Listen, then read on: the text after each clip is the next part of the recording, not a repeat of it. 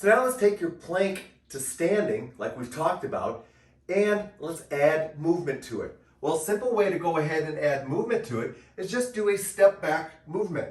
If I'm going to go ahead and do a step back movement, I immediately am going to cause my trunk to have to work on greater levels of stabilization demand, as well as having the band on my hands is going to create a shoulder stabilization demand. So now together, they're going to have to learn how to go ahead and stabilize.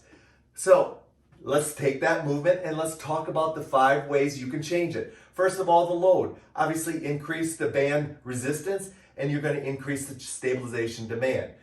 Amplitude of movement. If I take a bigger step versus a shorter step, my stabilization demand is going to be modified or adjusted as well. A bigger step, I'm going to have greater stabilization demand.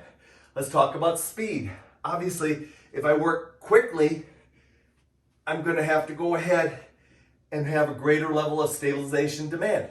Plane of motion. What if I open up and I rotate? Now my stabilization demand is going to be greater because I brought in rotation. And then we talk about base of support. Well, if I go ahead and I go side to side, or I start in this position and I come all the way back to here, I've changed the amplitude of movement, plus I've changed the base of support movement.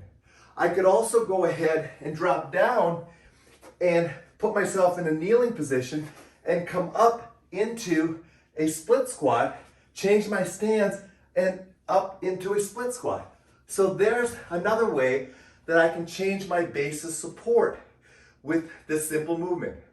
So once again, we're looking at how do we take our plank, bring it into standing, because we know that in standing is where we need our stabilization mostly, because that's where we function.